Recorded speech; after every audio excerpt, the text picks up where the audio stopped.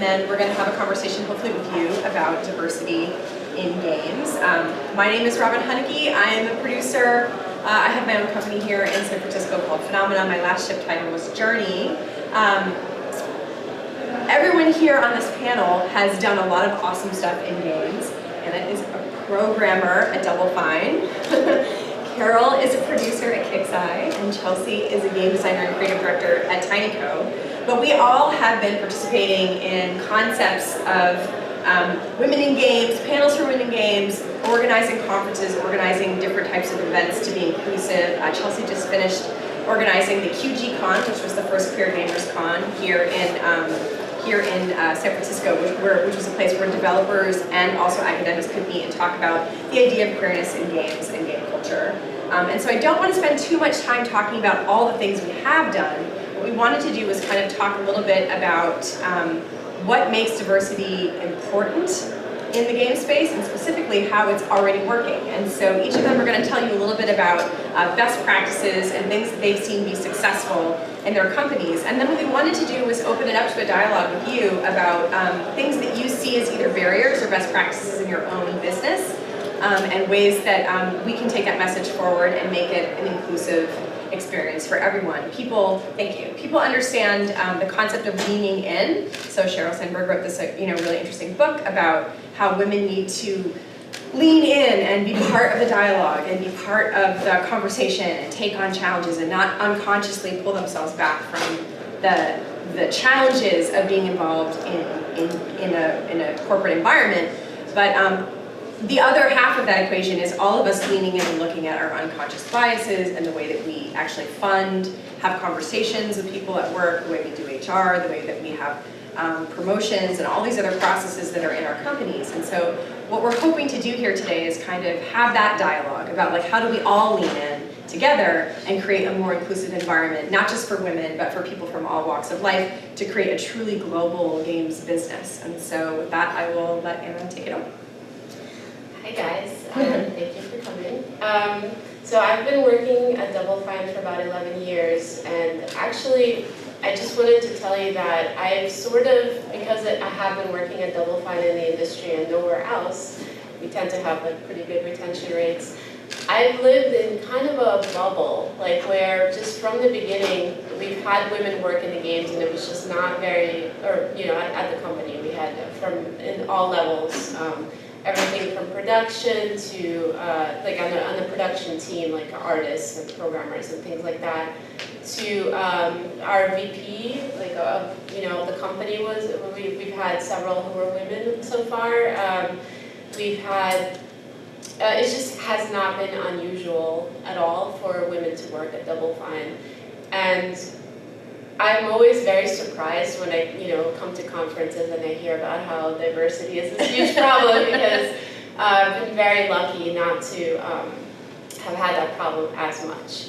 And the result of kind of being in that environment is that our games tend to appeal to everybody, like not just a certain subset of like hardcore gamers who, most of them are men or something like that. Like our games are very gender neutral, like they're just like they'll appeal equally to whoever it is. And it makes it an amazing environment, just like the creative environment that a lot of the things that Double Fine is known for, like a crazy sense of humor or things like that. It's something that doesn't, Tim is definitely, he's somebody who inspires that in people, but like everybody on the team kind of brings that to the table. And so that contributes so much to the company culture. And just I think at one point Tim said to me that the secret of Double Fine is that they just don't hire jerks. Yes, that is. And I think that's an interesting way to put it, but it's more than that. It's that like when you're hiring, when you're bringing someone into your boat, you're really asking yourself, like, is this person going to be able to participate in this culture that we have of like open-ended jokes, and like, are they going to have a sense of humor about themselves, and like, are they going to bring something to the games, like references or things that are going to make our players feel like we're paying attention to them, right? Because you're focused on the player experience. Which is really broad and actually involves a lot of humor, right? So in a way, the culture kind of attracts people that are from all walks of life. It seems that way to me anyway. Yeah, and so, I mean, as a result, like, that soft skill that you hear so much about, like, that's just inherent in the company culture. And maybe because of that, that just women are, like, we have women applicants. Like, as I hear from some people that they're just like, there really aren't very many women who apply for the jobs at their companies. Yeah. We also, a lot of the people we hire, we go through referrals. So if you worked with somebody in the past who's really good and like super talented, or just like, you know, a great person to be around, they end up, like, that's kind of how we bring new people into the company. And then we also have everybody kind of interview them, everybody who, or like, you know, a subset of everybody at the company.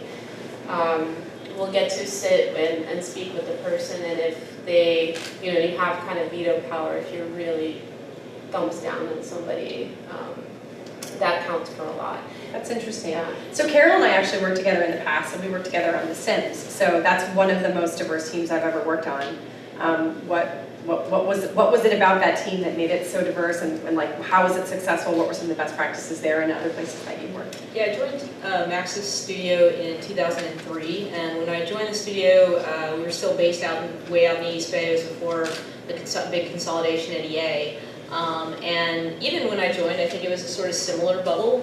It was definitely a lot of women in leadership positions. Working with Will Wright, he is, you know, somebody who is very inclusive in kind of everything. It's not really even just about like the types of people he includes. He's really inclusive about the different ideas that he wants to get from people, and I think that to me is a different level of diversity. Like, there's diversity across gender lines, there's diversity across racial lines. I think, you know, working with Will, he really wanted everyone's ideas, and he wanted to have such a broad view of the world that he brought into his games, that it really, you know, created a studio that was very welcoming to that.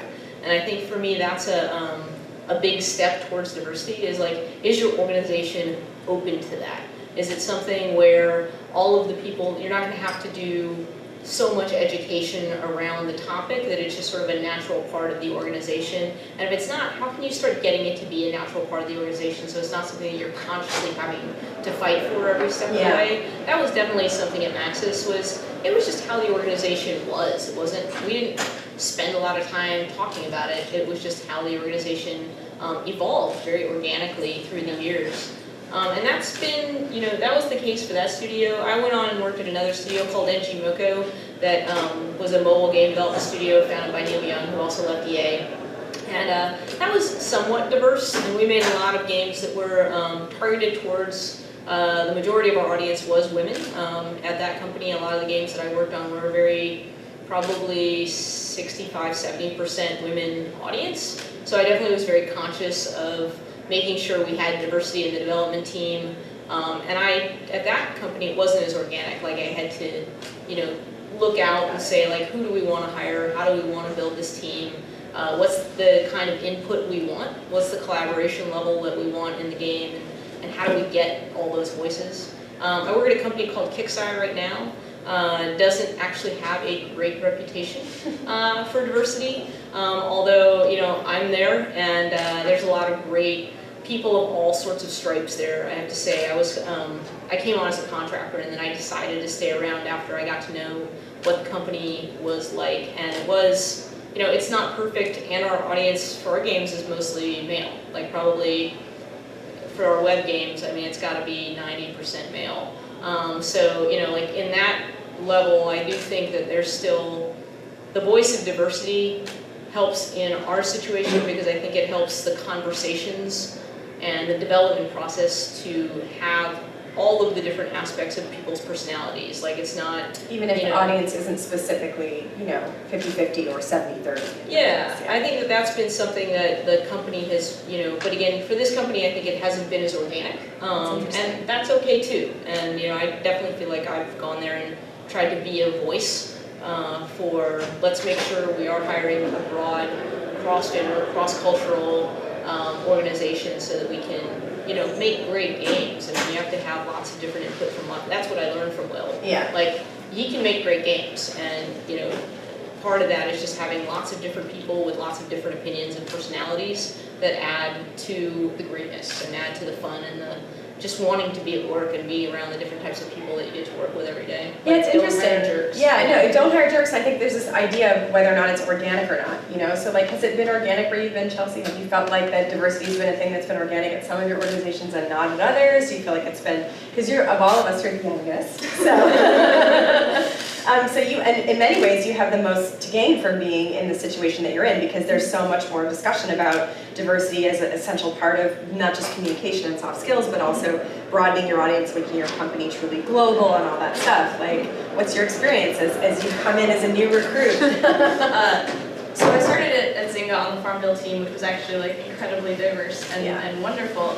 And in subsequent companies, it was much less organic. And I think the reality is that for established companies that haven't had the don't hire jerks policy, it's more about how do you gently educate the jerks and the people who are unintentional jerks and just literally just don't even know any better. So as a designer, I like to focus on metrics. And when you're looking at data and you're looking at metrics, you realize how very small things can have actually a big impact on percentages, or how even a fraction of a percent can actually mean tens of thousands of users. Yeah. And so a lot of what I've been doing is just kind of gently pushing.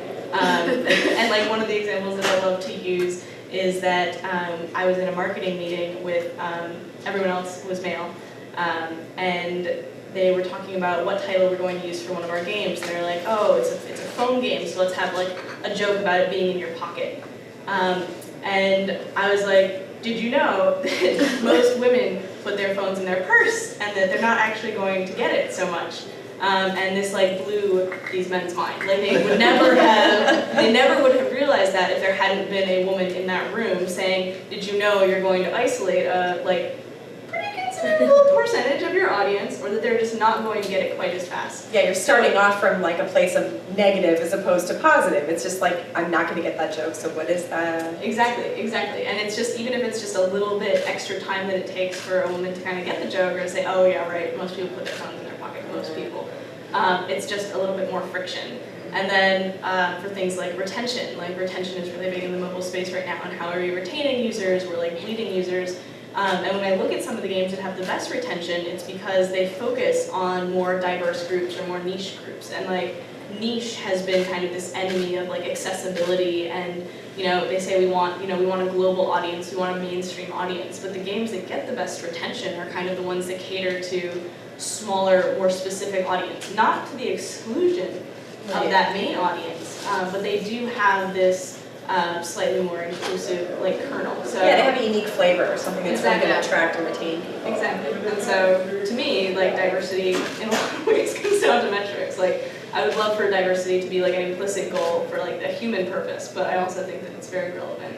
So one of the conversations we were having earlier when we were sort of preparing for the panel is the difference in working in a larger studio or working in a smaller studio. So I have a startup, and right now I'm one of 7 people at the startup, and I'm the only woman. And I'm really conscious of like, okay, how many women am I hiring? How many queer people have I hired? How many brown people have I hired? So I think about this a lot. Like I think about like, what is the diversity quotient of my company? My company is actually pretty awesome in that there are people from all over the world participating in my company, and people with all different types of lifestyles and approaches to life.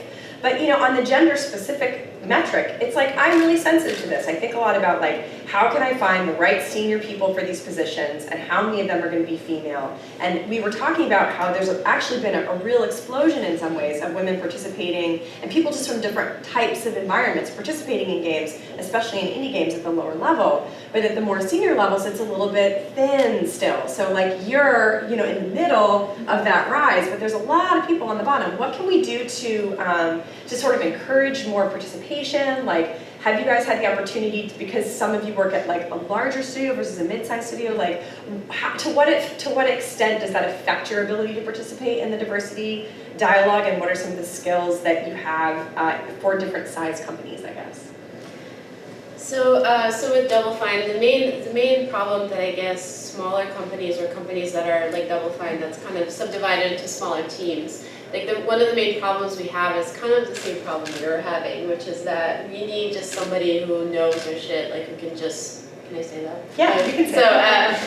So somebody who can get it done, And, so in order, like, we love hiring junior people, but we can only, because a lot of our resources will go towards kind of bringing them up to speed, kind of, mentoring them and teaching them, and we sometimes can't afford those resources. Right. It's quite difficult, and so, but we are we're making an effort to bring in junior people, and that's basically one of the ways in which, like, a company our size and a little bit larger can actually do that. Yeah. And so hopefully my company can become that kind of a company in, say, 3 to 5 years, and then I can do that. And in the meantime, what I do is I write a lot of email and I refer a lot of people to people like Double Fine or Kicksire or TinyCo and say, I might know someone that can help you get started. So how about the two of you? What has your experience been? So for me, again, this goes to like those little pushes. I think part of the reason that isn't that there aren't enough senior women, it's that we're already predisposed to treat women as slightly less senior. And part of what I've found is that sometimes when you have a culturally diverse studio, like TinyCo is extremely culturally diverse, there are sets of rules that kind of actually make that less gender accessible. That's interesting. So that's like this very interesting balance, because like for example grammatically, in a lot of places you're taught if you can to use he as the default pronoun. And so sometimes we'll be having a conversation and they'll be talking about a position that we need to fill, And it's they'll he. say, yes, when the director comes in, he. And it may not seem like a big thing, but psychologically that's called priming. Yeah. And so you prime this perception in your head to be male. And so when a female comes in, when a woman comes in, Exactly. I'm There's so all this stuff when you really start nobody's thinking about it. perfect. Yeah, nobody's perfect. It's hard, yeah. So when a woman comes in. yeah, you're already kind of predisposed to not see them as a fit for this role. Yeah. And again, like very small things, but percentages add up to big numbers. Yeah, even just, I've had this conversation where people will say, well, I don't need girl programmers. I think, well, we're not trying to hire a 10-year-old programmer. That sounds really creepy, dude. Like, no, it's not about that. It's about trying to find the best person for the job. I mean, my first experience in computer science going to the Grace Hopper Foundation and like going to the conference and seeing like 20,000 female programmers all in one place was just like, whoa! And then the sadness that like games is not getting these women, like they're going into, geopolitics, they're going into biotech, they're going to Google, they're going to Yahoo, they're going to Microsoft, they're going to really big pharma, and you're just like, yeah, those women want to change the world, and like, video games can change the world, I swear we can. So for us, in a way, I think maybe it's about, changing the pronoun and also changing the perspective on the industry itself. I don't know, Carol. if you have some Yeah, I think thoughts on that's been, something that I've been having a lot more conversations with coworkers of all different stripes at my company, and just to try and my company didn't even know the Grace Hopper Conference existed. And so this year I was like, hey, why don't we go recruit here? Like, this is a good place to recruit. And they were like, oh, well, we missed it. It's on the calendar for next year. And we're looking at these two, events here in the Bay Area that, are smaller but similar, and we're going to start going out and doing that a little bit more. So for me, it's been about, pushing those boundaries and trying to open up people who weren't necessarily thinking about those as options of places to go do recruiting. I don't know how many game companies go to the Grace Hopper. It's a really good Probably question. not that many, because it's kind of expensive, and they don't know it exists. It's not something that they're educated about. Can I just admit that I didn't know what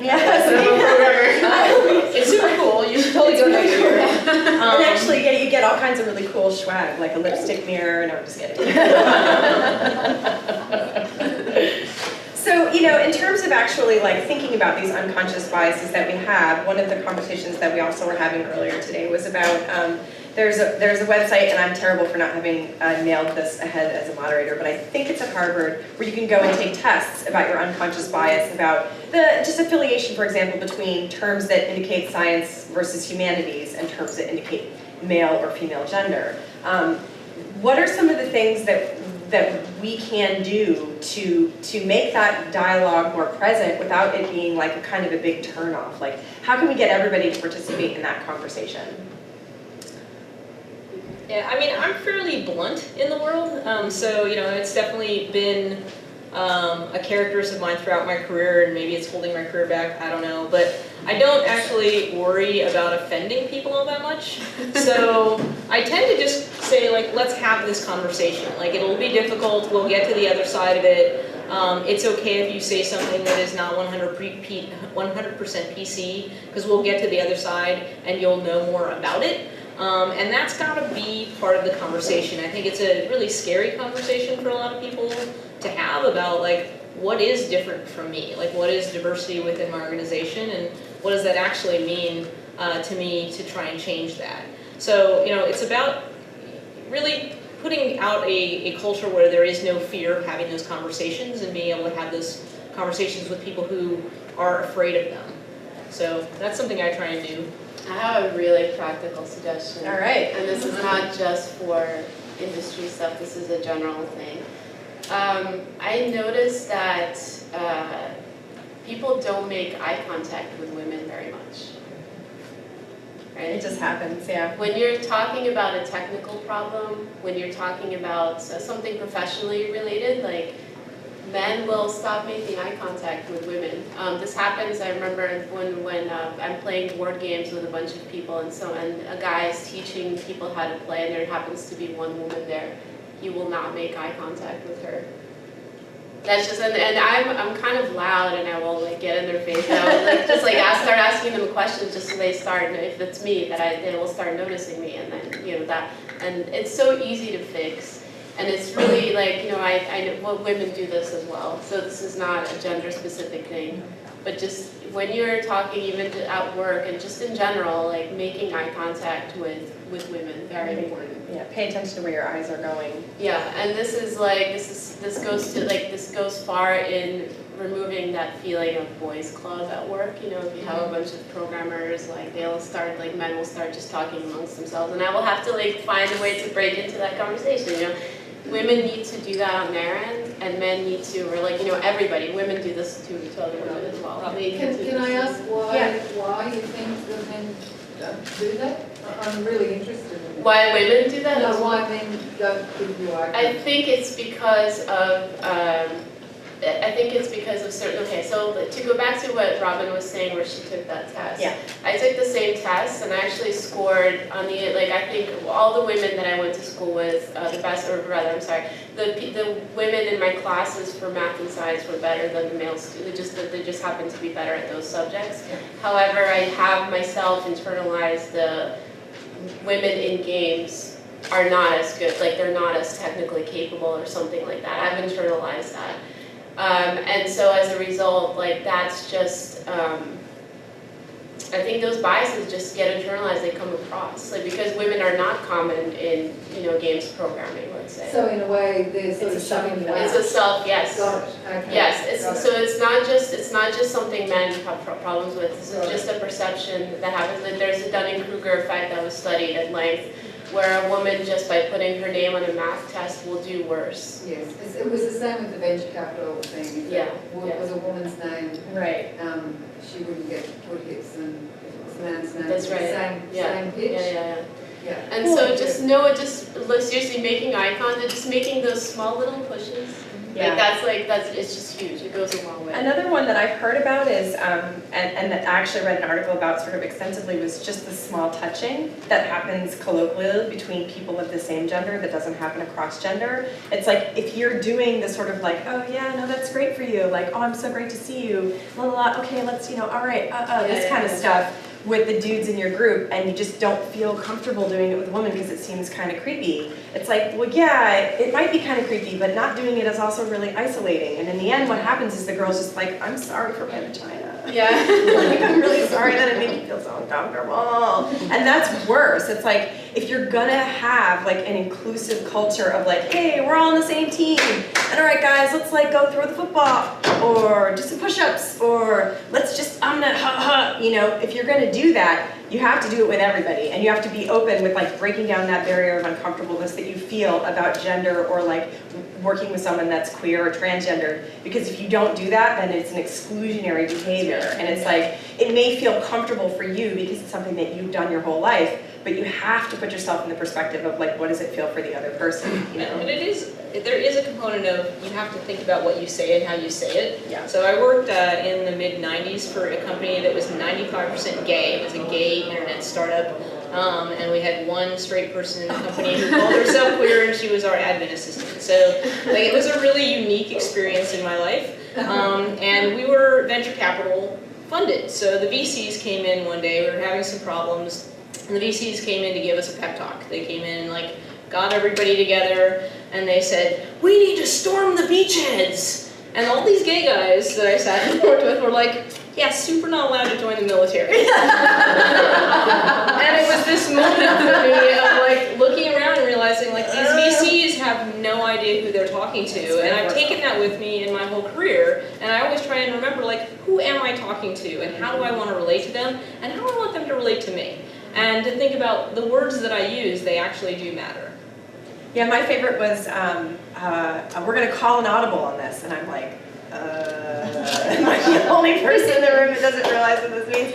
And like, you know, I've had that conversation like, so could you teach me about football? Because I don't watch it, and this is like, I mean, look at the articles, listen to the shop talk. It's like, we're gonna use these sports metaphors. Like, there was a point where I was like, do I have to actually have a team and like be excited about this? Like, it's just like, I would really prefer to talk about Anish Kapoor or, you know, Inka Essenhai, who are like random artists that probably you don't know. Like, I'm not gonna make an Inka Essenhai joke, you know, in the middle of a conversation with you. Why not? Because it would be, yeah, no, and this is like, there was another conversation I was having with someone recently that was about women should not over-explain. They should not use too much language when they're talking about stuff because biz guys like it short and sweet. And it's like, I don't know if that even makes any sense. Like, would you say to someone like, you should just really use English? Like, I mean, it just makes business easier to use English. Maybe people have said that in the past, but like that is becoming increasingly weird to sort of be that way. And it's like having those standards about how you should talk versus asking yourself, like you said, how am I speaking? What do I expect? Like, what is making me feel a little bit uncomfortable? Why am I not allowed to meet that person's eye? We haven't heard from you in a while, Chelsea. What do you think? Oh, I think you guys are all great.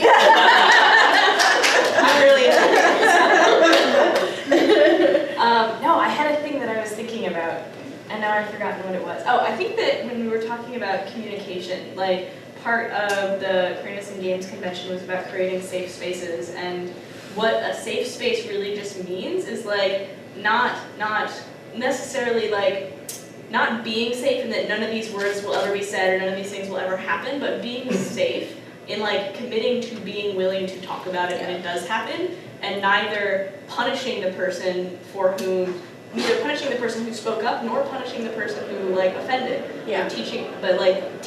Yeah. Being like, you probably didn't know this.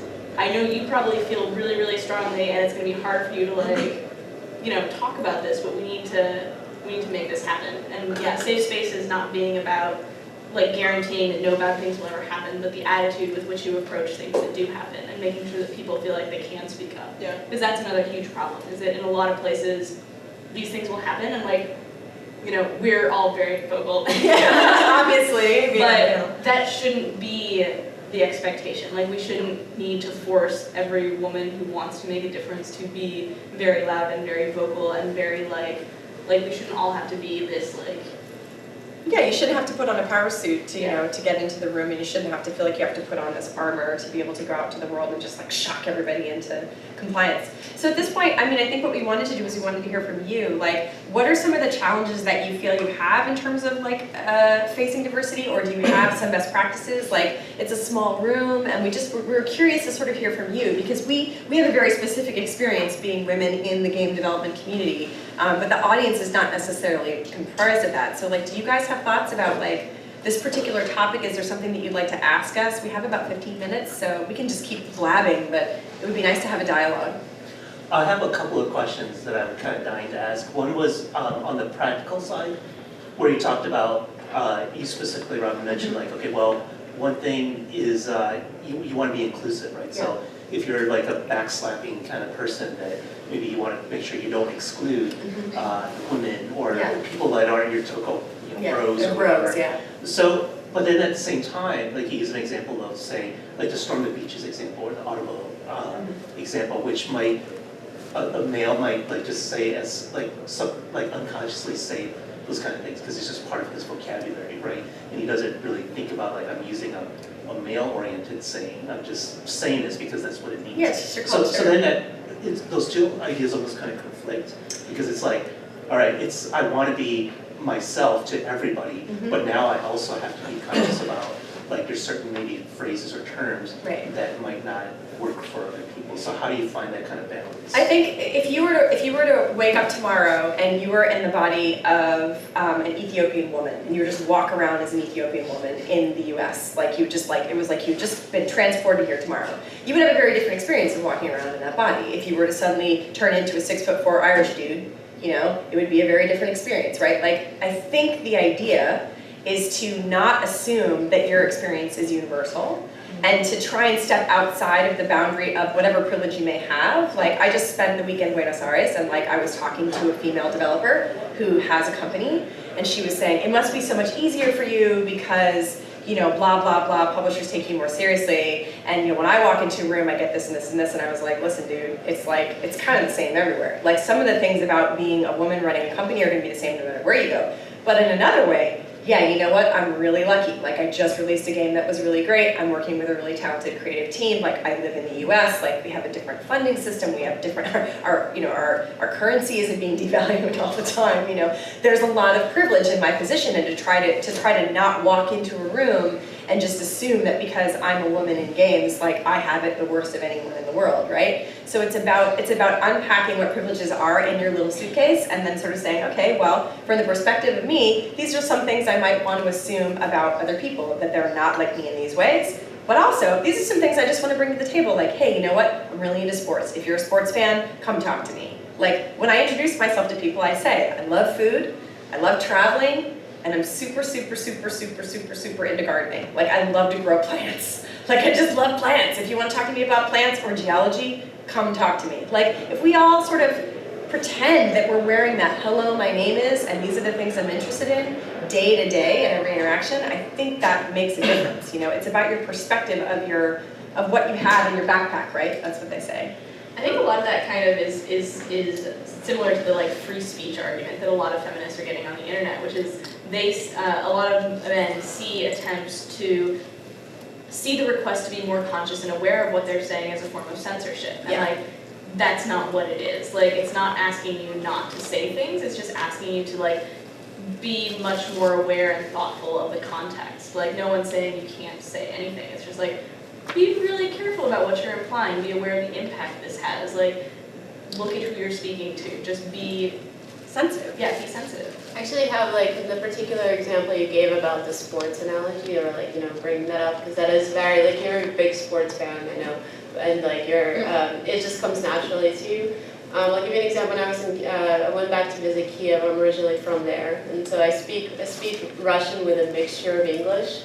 And I knew when I was like, every once in a while, like something would escape my lips in English, and like I look around the room and like no one understood what I was saying. And of course, like I had to modify that just because the people I was with, like you have to be like, you know, when in Rome or whatever. Like if people aren't understanding what you're saying, you're gonna just self-adjust, even when it's something that unconscious, you know. Yeah. Well, all of that makes sense, but I guess what I'm kind of getting to is like on a very practical level, like say, just using the examples we've given so far, like slapping someone on the back is also as much a form of communication as anything that comes out of your mouth, right? So, like to me, like it might seem like there might be situations where a guy might feel like just putting his hands on a woman's back might feel inappropriate or bordering like an HR violation. Well, so yeah, in this particular article that I was reading, one of the main perspectives of the article is like, if you're a dude that walks around the office being like, hey, way to go, guy, all right, awesome, you're actually dominating that person and making them feel subordinate to you. And it's actually one of the things that I hated the most about working in large corporate game teams was the producer type guy who's like on the rise and is like kind of handsome, it's got the big chin, you know, it's in a perfect outfit, his hair is always great, and he's always walking around being like, way to go dudes, all right, yeah, everybody, it's awesome. Like that is a way of showing everybody that you're a fucking star and that they're not. And like I used to talk about it, like there would be guys on my team that when that guy would walk by, they'd be like, oh, You know, like, I want to be that guy. Like, I want to be the class president. I want to be the prom king. And that attitude, it can be really offensive just to other guys. Like, I know guys who don't want to be touched that way. They don't want to be intimidated physically by other guys who are bigger than them or have more time to work out, or who prioritize working out over programming or drawing pictures. You know, so in a way, it's like, it's a colonizing physical behavior to reach out and touch somebody else. It's not okay culturally to just touch another guy. Like, some guys don't like it. And like, that is the place that you get to when you start to ask yourself, like, I'm kind of a sailor and I like to swear a lot, but I work with people from other cultures, people from Japan, people from India who don't swear. And like, it's not okay for me to just like let fly. Like, I have to sometimes dial back the pirate talk. Like, it's just not okay. And like, it's okay at drinks, it's okay, like, you know, but when there's kids around, or when their spouse is present, or maybe just in a more work context, like, sometimes I gotta not swear so bad. Like, it's just a problem that I have. And like, I was raised around a bunch of dudes, and I was like kind of a tomboy, and I have a tendency to swear. And like, it's bad. My mom hates it, and I apologize, Mom. But you know, not all behaviors that are comfortable to you are even really appropriate. The way I think about it is, and it goes to a lot of what you were saying, is just like putting myself in the situation and thinking about it. So I'm a closet extrovert. Like, I am, as like, if you look it up, and like, that's me. Like, I will go out in a crowd, I like talking to strangers, like, I come home from a party and I'm like ready to stay up for another 6 hours. Like, I am that person.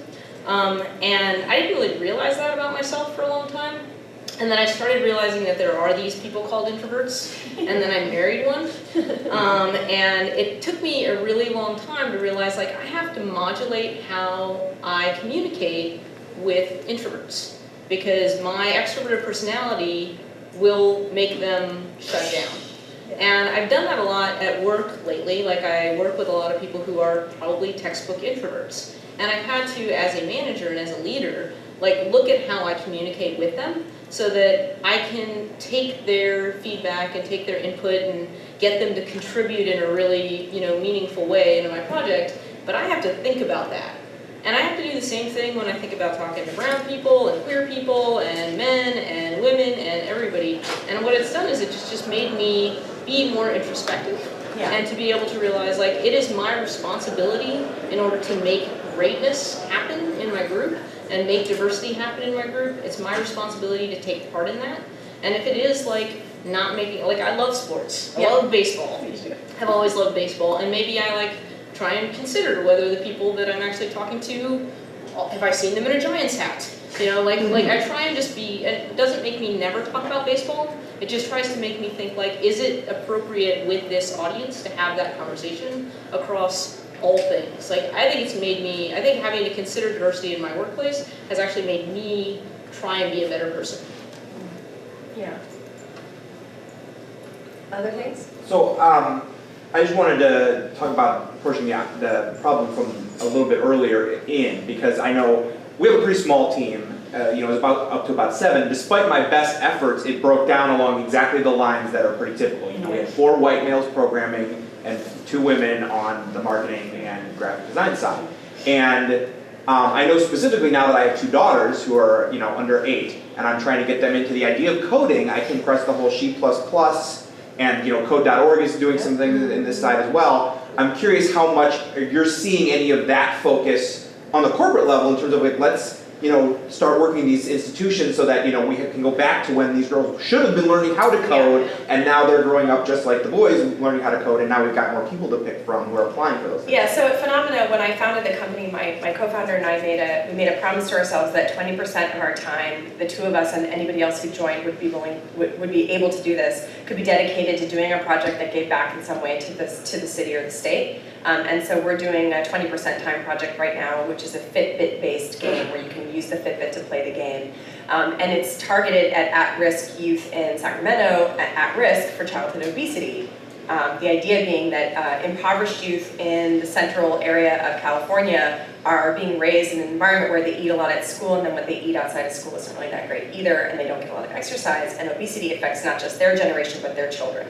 It's primarily about getting kids to be active, But the reason that we're doing it is because we get to interact with these kids in 7th and 8th grade, and we get to show them, like, this is a game, this is how you design a game, this is the artist of the game, you know, who is an amazing dude, and like, this is the programmer of the game, who is a queer dude, and this is the designer, who's an amazing woman, and like, these are the people that work on your game, and they come from all walks of life, and they have all these different experiences. These kids didn't even know that you could get a job as a concept artist on a game, or you know, you could go work on video games as a person. Like, they think that video games are composed in these weird factories by robots and stuff. So I do think that you can, every individual person can participate. Chelsea has helped with this project. Like, she's done it out of like the spirit of her heart. Like, we don't have a lot of money, the grant is really small. But we reached out to people at the local chapter of the IGDA and tried to meet other developers who were interested in working on the project to be able to make something happen. That's one way in which, even though I can't hire a lot of new people to the industry, I can get to these girls when they're in 7th and 8th grade from communities where they haven't even been told they can be programmers. So I think you can do it at that level just by volunteering. And you know, I try to speak often and do outreach. Chelsea does game jams. I mean, we all have participated in that kind of stuff. So yeah, I do think that there is a huge amount of effort and heart in our community, not just women and not just people from different, you know, minority backgrounds, but people just in general wanting to make games something that all kids can feel like they can participate in. I think there's that visibility thing. So Double Fine is doing a lot of episodes, like the project that I'm on right now. There's a documentary about it, and where we kind of like talk a lot about what it's like to. They kind of get to see us in meetings and things like that. Just the visibility, so people, like, kids don't. I think when I was growing up, I had no idea what it took to actually make a game. I was just kind of like imagining, you know, there were really, the barrier to entry in the past was much higher than it is now. And I think we are making a lot of progress. I know that Chelsea was teaching a class where quite a few women were in it, and it was a case, specifically a game program. And so I think the more you see, like, right now the biggest problem with women that are entering the industry is that it comes off as a very male-dominated industry. And I think as that perception changes, I think that's just going to naturally kind of. Right, and it's the dialogue about that actually is open. Like, if you say, like, all right, well, you know, we'd really love to hire, hire you to our team. I know the team isn't like, you know, all women or even half women or even 20% women, but you would be the first step, and we would love it if you could come and participate in this environment and help us make a difference, you know. Or when you go to a conference, that you make sure that when people come up to you afterwards, you make sure you hand your card to the women that are standing politely behind the guys that are pushing themselves forward in the front of the crowd. Like, little things like that, where you're reaching out and you're constantly trying to bring people into the boat. All right. Thumbs up from Chelsea. So I have two comments to share. Probably it will lead to something. So basically, the mobile technology, the video gaming, the mobile, is basically will bring more women today to the industry, because we know that the key today is polishing, and by natural default, women can see more better colors than men, which is a very important part today in the retina kind of displays that we have in our hand. And the second, the patient of polishing, that you need time to, and I always remember why T in Ceylon is being picked by women, and I converted to my company that I have been running for the past 10 years, and since like 2 years we hired more and more women. We saw that we can compete even bigger in scale internationally. So the more women, I think, in the mobile gaming, the more better game that we have in this competitive side. This took us with another project where we are based in Jordan. And we took a project, and in Jordan, the woman, as anywhere, but probably particularly in Jordan, the culture forced the woman, for a certain moment in her life, to be a mother. Yeah. And that means her career cut. So what we did, and as the nature of today mobile gaming and game development can happen at home, we started a program to run it the moment the woman goes back home. And because mobile gaming can bring money that easy, and fast, and without moving from home, we found more and more women entering, and more companies, not only in the gaming scene, also in the software scene, hiring for more women with the flexibility. So I think that's awesome.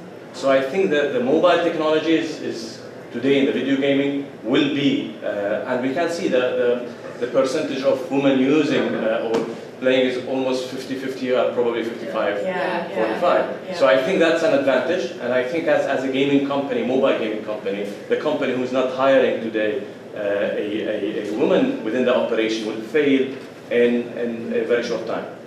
Yeah, that's really amazing. I mean, it's so important for us to recognize that there shouldn't be any expectations about family, and it's actually in computer science at the Grace Hopper convention when I went, the keynote speaker was saying that like the #1 barrier to women in computer science, especially in the academics environment, is that there's the assumption that the minute that you have a family, you will stop publishing and that your timeline will be negatively impacted by having responsibilities, whereas most male professors, no one expects that, and that's our time then. So I think that that's really great that you're doing that, and it's challenging those kinds of assumptions about what your work life means from the side of the woman, but also for the company to meet you halfway, to provide policies that support you having a life with children in it without expecting you to just drop off the end of the train. Yeah, it's fantastic. I would love.